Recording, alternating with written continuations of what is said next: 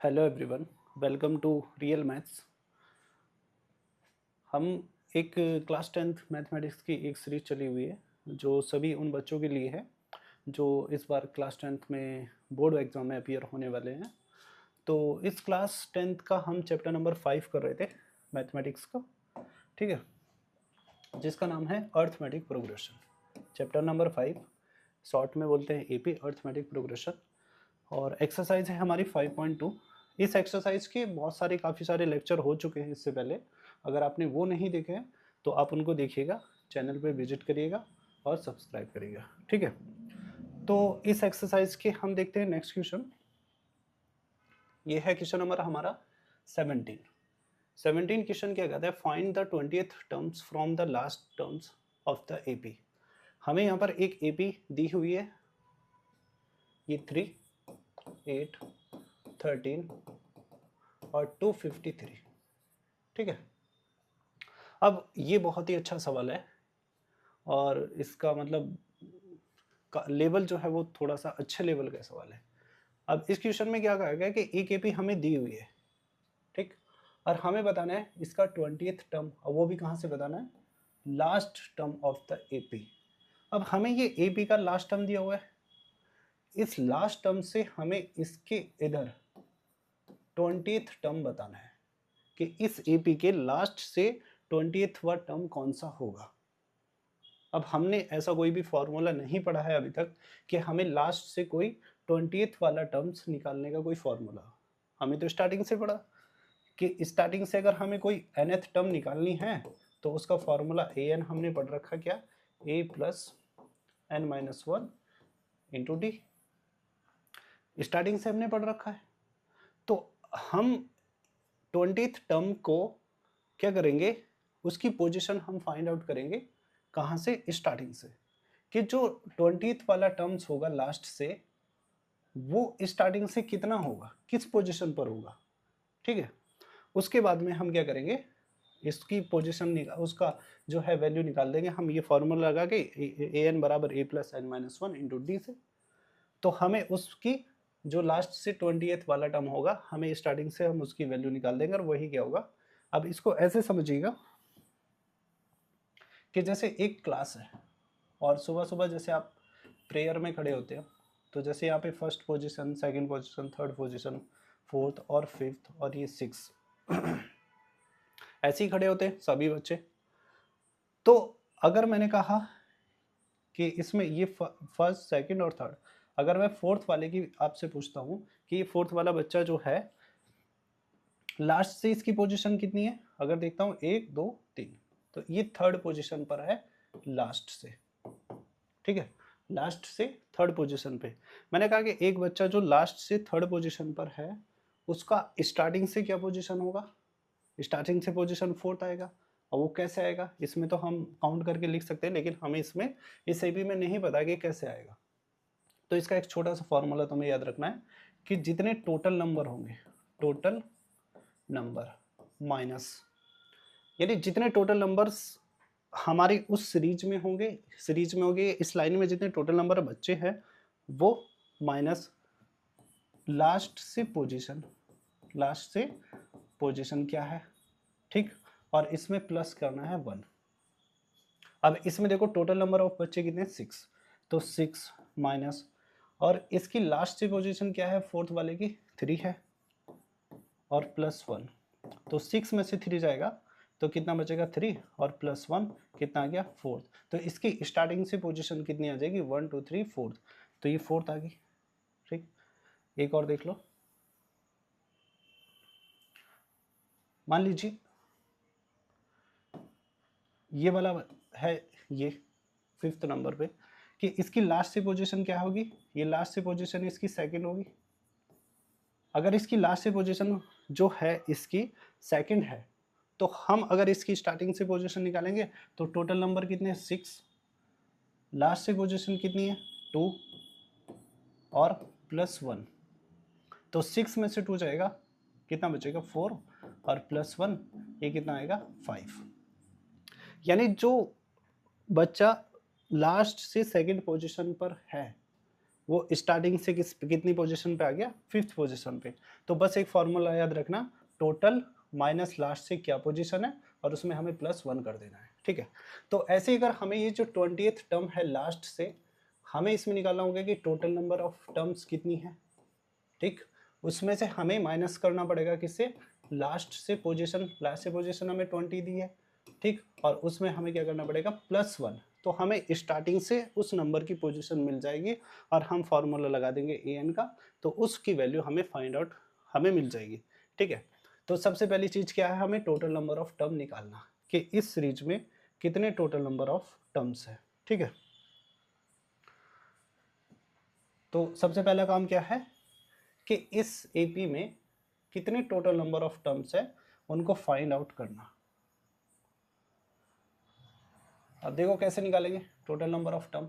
अब देखो इस एपी में ए की वैल्यू हमारे पास में कितनी है, ए 3 है, डी कितना है, डी क्या करते हैं, जो सेकंड वाली टर्म है उससे फर्स्ट को माइनस कर दो, डी आ जाएगा 8 - 3, तो 8 में से 3 जाएगा 5 बचेगा, ठीक।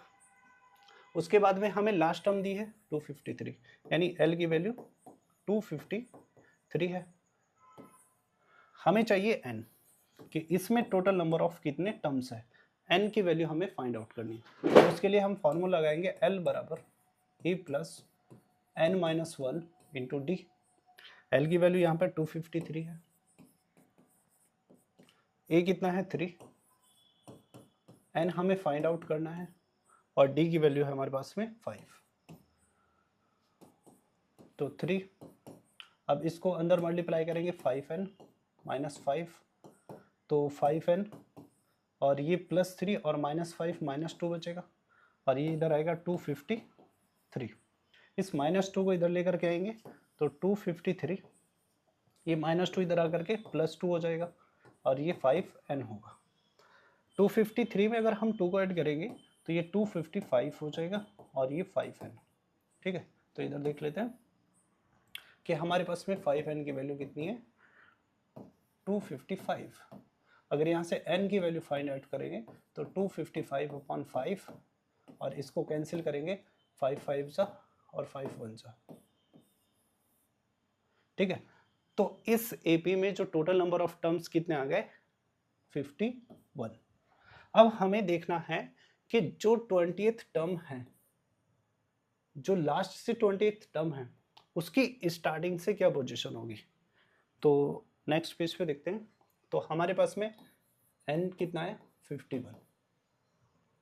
अब देखेंगे 20th टर्म फ्रॉम, ये इसको ऐसे लिखते हैं,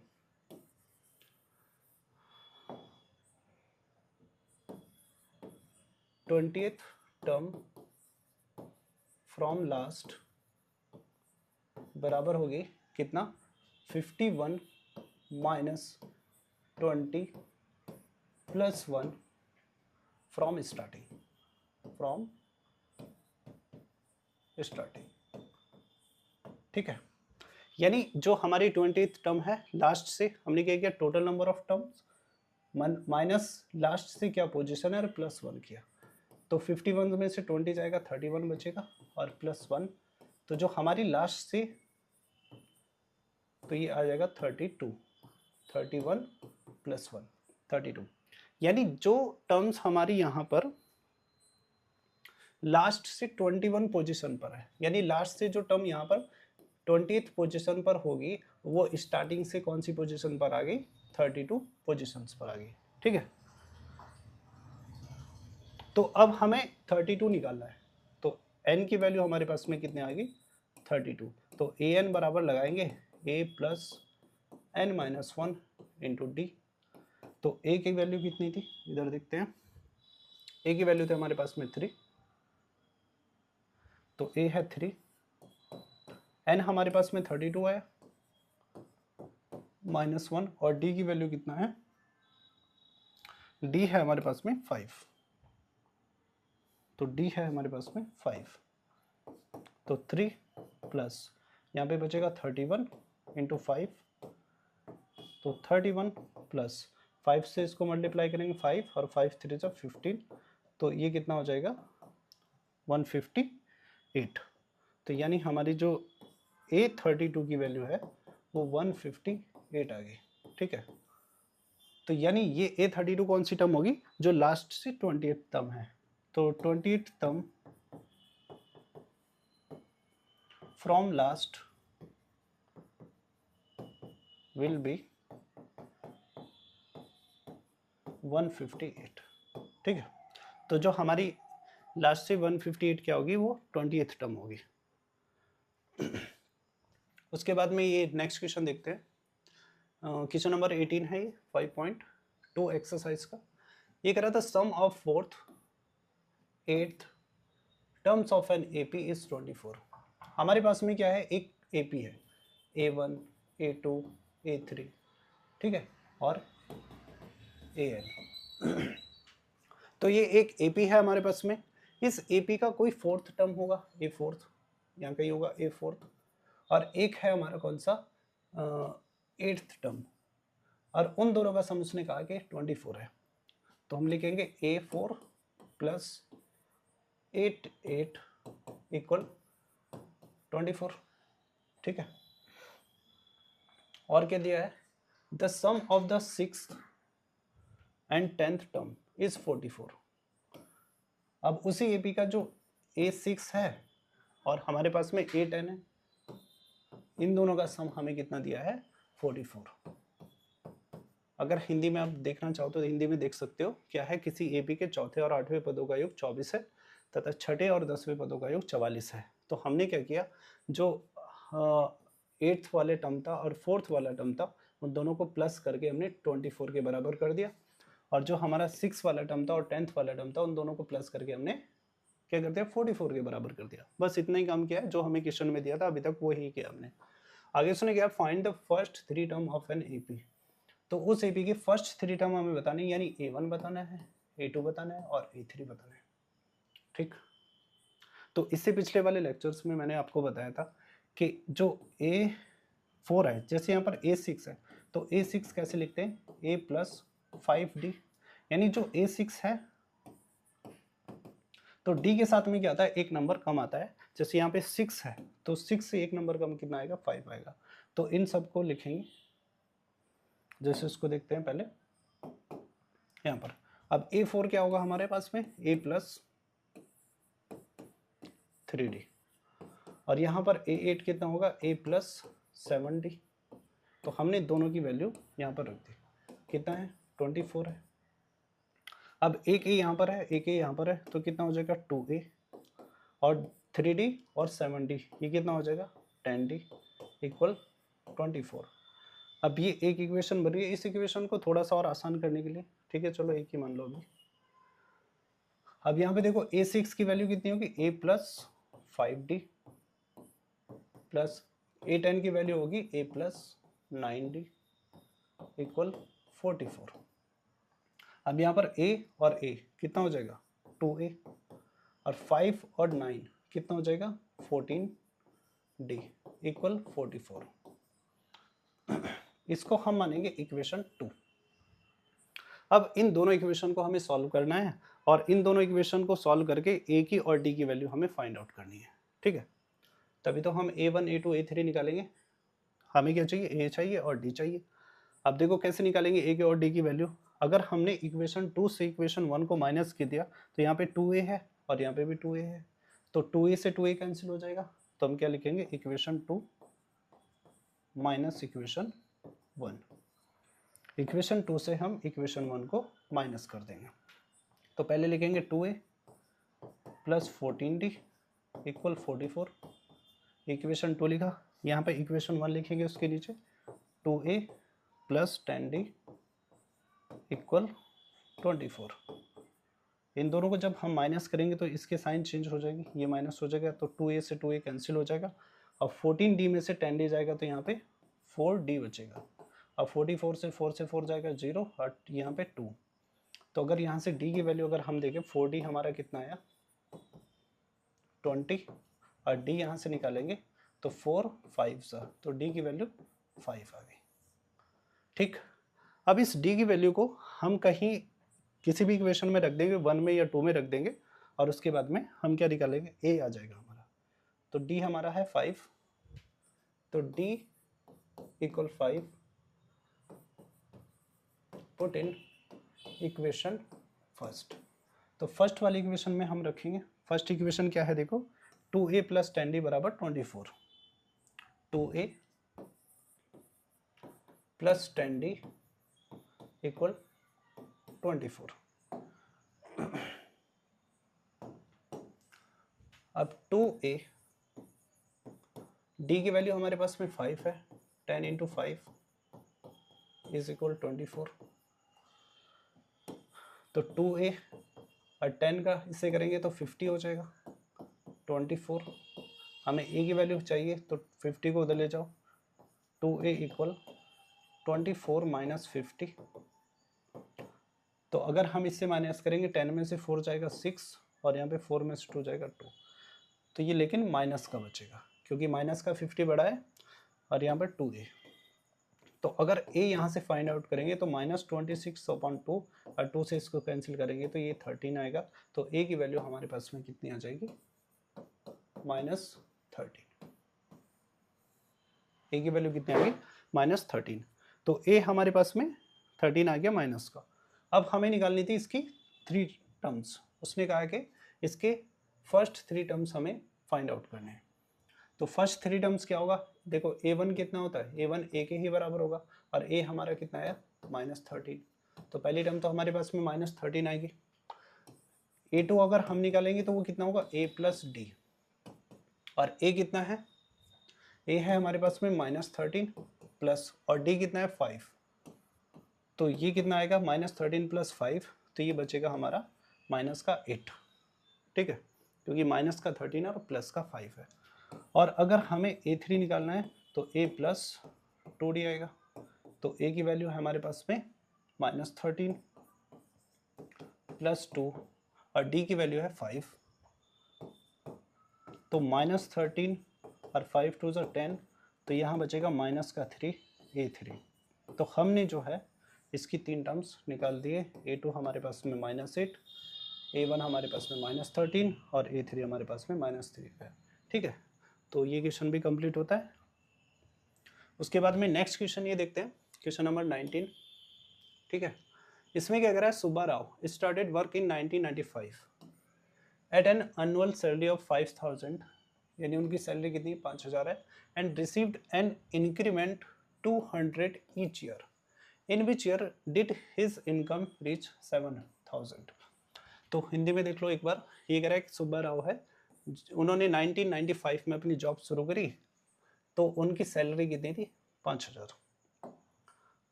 की सैलरी से स्टार्ट किया, 5000, और हर एक साल में उनकी जो वेतन है वो 200 रुपये क्या है, इंक्रीज हो जाता है। और एक साल ऐसा आया कि उनकी सैलरी कितनी होगी, 7000 आ गई। तो इस ये क्वेश्चन ऐसा है, जैसे एक साल जब उन्होंने ज्वाइन किया तो उनकी सैलरी थी 5000, ठीक है। जैसे ही उनका एक साल कंप्लीट हुआ तो उनकी सैलरी में 200 का इंक्रीमेंट हो गया, 200 रुपये ज़्यादा हो गए, यानी 5000 प्लस 200। फिर एक साल और काम किया होगा तो इसमें 2200 रुपये और इंक्रीज हो गया, 200 प्लस 200। तो ऐसे ही चलते चलते किसी टाइम इनकी जो सैलरी होगी वो कितनी होगी, 7000। तो हमें ये बताना है कि वो जो 7000 सैलरी हुई है ना, वो कितने सालों में हुई है, ठीक है, इन विच ईयर, यानी किस साल में हुई या कितने सालों में हुई, यानी हमें टोटल मिला के किसका मान निकालना है, एन की वैल्यू हमें फाइंड आउट करनी है, ठीक है। अब देखो, जो फर्स्ट ईयर की सैलरी होगी, फर्स्ट ईयर की सैलरी होगी वो क्या होगी, फर्स्ट ईयर की सैलरी कितनी है, 5000, ये 5000 है। उसके बाद में सेकेंड ईयर की सैलरी कितनी है, 200 रुपये इंक्रीज हो गया होगा, तो 5200। फिर थर्ड ईयर की सैलरी कितनी होगी, 5400 हो गई होगी। फिर ये मान लीजिए nth ईयर है, तो इसमें इनकी सैलरी कितनी होगी, 7000, ठीक है, 7000 सैलरी होगी। अगर हम इसमें देखें तो ए हमारा कितना है, ए है हमारा 5000 और डी की वैल्यू अगर हम बात करें तो इसमें से इसको माइनस करेंगे तो वो हमें 200 ही मिलेगा, ठीक है। 5200 में से 5000 को माइनस करेंगे तो ये डी की वैल्यू 200 आ जाएगी, ठीक है। डी कितना आएगा 200 और वो हमें लास्ट टर्म दिया हुआ एल, तो वो क्या हो जाएगा एल 7000, एल की वैल्यू हमारे पास में 7000 हो जाएगी। तो इसमें फॉर्मूला लगा देंगे एल बराबर A plus N minus 1 into D. तो एल की वैल्यू है हमारे पास में 7000, ए है हमारे पास में 5000 प्लस एन माइनस 1 और डी की वैल्यू है 200, ठीक। इस 5000 को इधर लाएंगे, 7000 minus 5000 is equal n minus 1 into 200, ठीक। 7000 से 5000 जाएगा तो कितना बचेगा 2000 और n माइनस 1 इंटू 200, ठीक है। तो इसको 1 मिनट यहाँ देख लेते हैं। यानी ये n माइनस 1 200 की वैल्यू कितनी है 2000। तो अगर यहाँ से n माइनस 1 की वैल्यू हम निकालेंगे तो 2000 अपॉन 200, यानी हमने क्या किया n माइनस 1 की वैल्यू निकाला तो ये 200 जो होगा वो अपॉन पे आ जाएगा। अब इसमें इस 2 जीरो से 2 जीरो कैंसिल और 2 बन जा 2, तो यहाँ पे बचेगा 10। तो n माइनस 1 की वैल्यू आ गई 10, तो n की वैल्यू कितनी आ जाएगी 10 प्लस 1, यानी n आ जाएगा हमारा 11, ठीक है।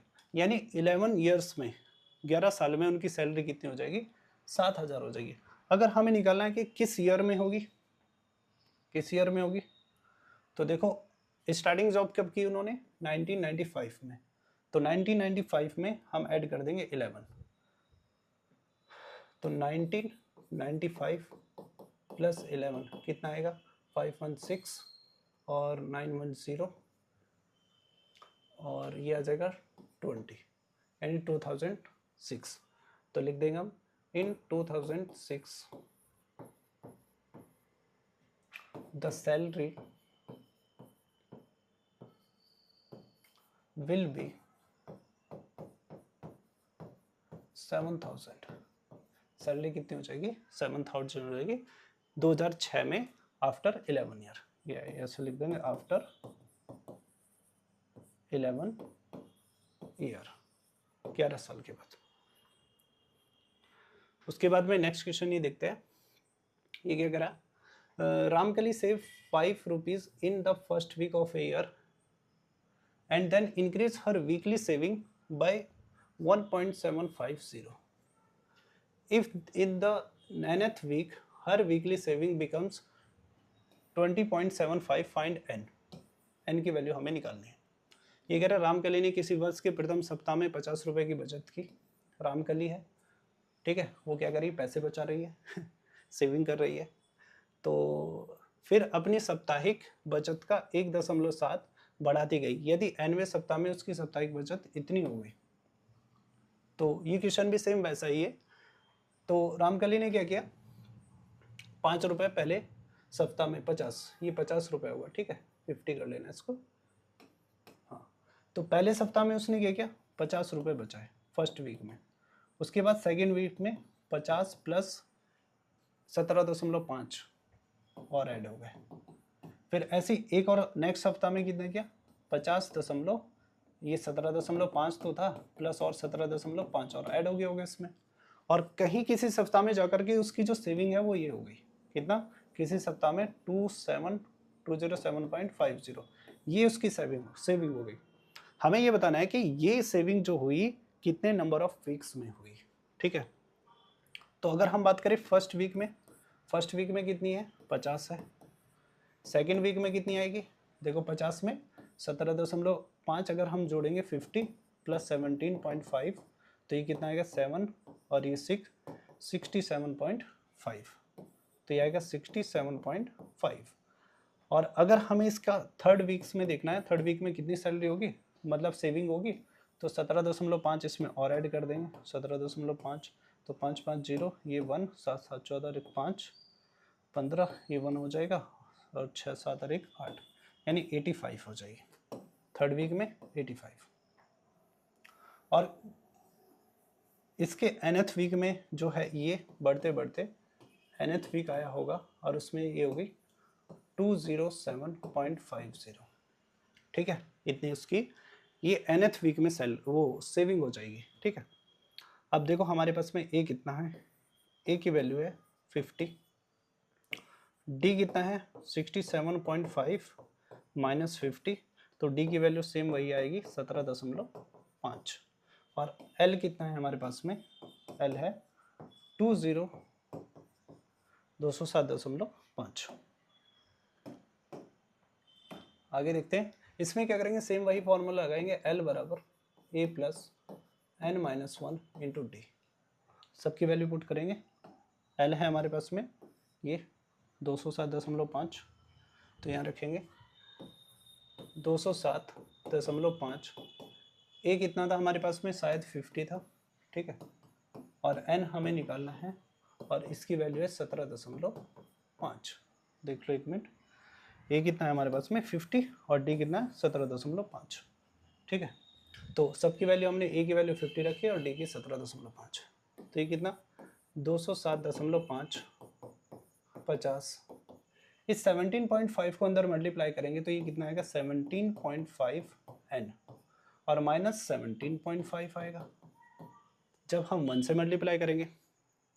ठीक है, तो यानी इस 17.5 की हमने n से की और 1 से की, तो ये हमारा आया। अब ये हाँ हमारे जो 50 है वो प्लस का है, और ये हमारे पास में क्या है माइनस का, तो 50 में से इसको माइनस करेंगे, देखो यहाँ देखो ये 50 है, ये 17.5 है, तो इसमें एक डेसिमल लगा के 0 बढ़ाओ, यहाँ से जाएगा 5 बचेगा। ठीक है, हम क्या करेंगे, एक कैरी लेंगे इधर से, तो 10 में से 5 जाएगा 5, अब यहाँ पर 9 बचोगा, 9 में से 7 जाएगा, कितना बचेगा 2, और यहाँ बचेगा 4, 4 में से 1 जाएगा 3, इतना ही आएगा, हाँ 32.5। ठीक है, तो यहाँ हमारा बचेगा 32.5 अब प्लस 17.5 n, और इधर है हमारा 207.5। हमें n की वैल्यू फाइंड आउट करनी है n, तो क्या करेंगे, इसको इधर लेकर के आएंगे, तो 207.5 माइनस 32.5, यहाँ बचेगा 17.5 n। अब देखो 207 में से 32.5 माइनस करेंगे, क्या करेंगे 207.5 उसमें से 32.5, तो जब भी हम डेसिमल से डेसिमल के नंबर को माइनस करते हैं तो जो डेसिमल है वो एक दूसरे के ऊपर आना चाहिए, तो यहाँ डेसिमल के ऊपर डेसिमल होना चाहिए। 5 में से 5 जाएगा 0, 7 में से 2 जाएगा 5, यहाँ पर 10 में से 7 जाएगा 3, और यहाँ बचेगा 1, तो ये कितना आएगा 175। ठीक है, क्योंकि डेसिमल है उसके बाद में 0 छोड़ दो, कोई फ़र्क नहीं पड़ता, तो 17.5 n। अब यहाँ से हम n की वैल्यू निकालेंगे, तो ये आएगा 175 अपॉन 17.5 इक्वल n। यहाँ पर देखते हैं n आया हमारा 175 अपॉन 17.5, पॉइंट से पॉइंट ये हटाएंगे नीचे से डेसिमल, तो ऊपर एक 0 आ जाएगा, तो ये होगा 1750 बटे 175, 175 से ये कट जाएगा 10 टाइम्स, तो n की वैल्यू आ जाएगी 10। ठीक, तो यानी जो रामकली है उसकी सेविंग जो हो जाएगी वो कितनी हो जाएगी 10 वीक्स में 207 हो जाएगी। ठीक है, तो बाद में एक लाइन लिख देना, तो रामकली सेविंग्स विल बी 207, हाँ कितना हो जाएगा, हाँ ये यहाँ लिख देता हूँ। ठीक है, तो इन 10 weeks Ramkali saving will be 207.50। ठीक है, तो ये इस एक्सरसाइज का लास्ट क्वेश्चन था 5.2 का, और ये एक्सरसाइज हमारी कंप्लीट होती है। अगर आपको वीडियो अच्छा लगा तो चैनल को सब्सक्राइब करें और लाइक करें, ठीक है। उसके बाद में हम नेक्स्ट एक्सरसाइज शुरू करेंगे नेक्स्ट वीडियो से, ठीक है। तो इस लेक्चर में इतना ही, थैंक यू।